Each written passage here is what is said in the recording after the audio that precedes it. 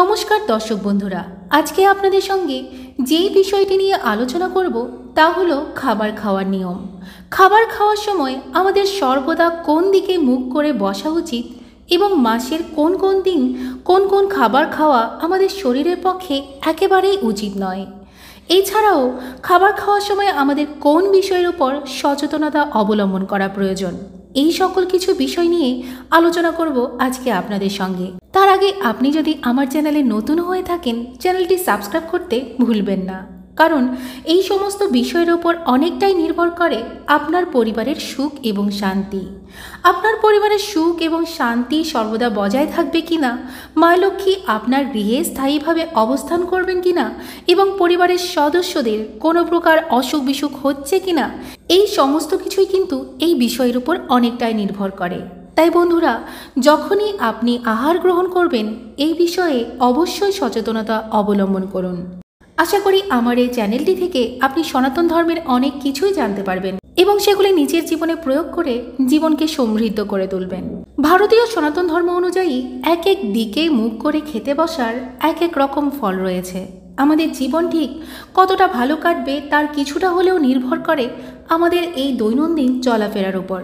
আমরা দৈনন্দিন চলাফেরার মধ্যে না জেনে এমন কিছু করে ফেলি যা অনেকাংশে আমাদের জীবনকে বিব্রত করে ফেলে। অনেক চেষ্টার পরেও এর কারণ আমরা একেবারেই বুঝতে সক্ষম হই না।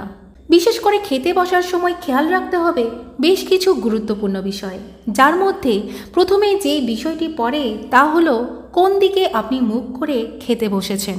প্রথমেই বলি, অনেকেই কিন্তু রয়েছেন যারা পূর্ব দিকে মুখ করে খান। এই দিকে মুখ করে খাওয়া অত্যন্ত ভালো। যদি কেউ পূর্ব দিকে মুখ করে খেতে বসে তাহলে শাস্ত্র অনুযায়ী তাদের আয়ু বৃদ্ধি পায়। তাই শাস্ত্র অনুযায়ী যদি আপনি নিজের আয়ু বৃদ্ধি করতে চান তাহলে সর্বদা পূর্ব দিকে মুখ করে খেতে বসতে হবে। দ্বিতীয় যে বিষয়টির কথা বলবো তা হলো অনেকেরই কিন্তু পূর্ব দিকে মুখ করে খেতে বসা সম্ভব হয়ে ওঠে না। এই কারণে অনেকে পশ্চিম দিকে মুখ করে খেতে বসেন। যদি আপনি পশ্চিম দিকে মুখ করে খেতে বসেন তাহলেও সনাতন ধর্ম অনুযায়ী তা অত্যন্ত শুভ। পশ্চিম দিকে মুখ করে খেতে বসলে মা লক্ষ্মী এবং ধনদেবতা কুবের অত্যন্ত প্রসন্ন হন।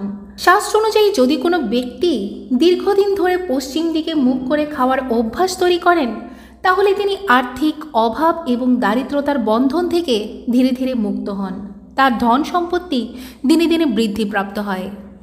এবার আসবো উত্তর দিকটি নিয়ে। যে ব্যক্তি উত্তর দিকে মুখ করে সর্বদা অন্ন গ্রহণ করে থাকেন সেই ব্যক্তি নিজের আদর্শে অটল থাকতে পছন্দ করেন এবং সেই ব্যক্তি সততা ও নিষ্ঠার সঙ্গে জীবন কাটাতে চান। তাই নিজের আদর্শে সর্বদা যদি অটল থাকতে চান সেই ক্ষেত্রে উত্তর দিকে মুখ করে খেতে বসতে হবে। কিন্তু এই প্রসঙ্গে বলে রাখি, শাস্ত্র অনুযায়ী এই দিকে মুখ করে খেতে বসার বিশেষ কিছু অসুবিধা রয়েছে, তবে সেই অসুবিধা আবার সকলের ক্ষেত্রে নয়। যাদের সন্তান রয়েছে, অর্থাৎ আপনার যদি সন্তান থেকে থাকে, অর্থাৎ সন্তানের মা কিংবা বাবার উত্তর দিকে মুখ করে খেতে বসা অনুচিত, এতে সন্তানের অমঙ্গল হয়। সর্বশেষ আসবো দক্ষিণ দিকের বিষয়ে। যিনি অত্যন্ত যশ এবং সম্মানের অভিলাষী হন তিনি অবশ্যই দক্ষিণ দিকে মুখ করে খাবার খেতে বসবেন। তবে এই ক্ষেত্রেও শাস্ত্রের কিছু বিধিনিষেধ রয়েছে। শাস্ত্রে বলা হয়েছে মা এবং বাবা বেঁচে থাকাকালীন অবস্থায় দক্ষিণ দিকে মুখ করে কখনোই খেতে বসতে নেই। শাস্ত্র অনুযায়ী এই বিষয়েও উল্লেখ রয়েছে যে আমরা যদি প্রতিদিনের নিয়ম মেনে সঠিক সময়ে স্বাস্থ্যকর খাদ্য গ্রহণ করি তাহলে বিভিন্ন রোগের প্রকোপ থেকেও রক্ষা পাবো। এই সকল নিয়মের মধ্যে একটি হচ্ছে, যেমন প্রতিপদ তিথিতে কখনোই চাল কুমড়ো খেতে নেই, অন্যথায় অর্থহানি হয়। এছাড়াও দ্বিতীয়তে পটল খেলে শত্রু বৃদ্ধি পায়। চতুর্থীতে কখনোই মূলো খেতে নেই, এতে অর্থ নাশ হয়।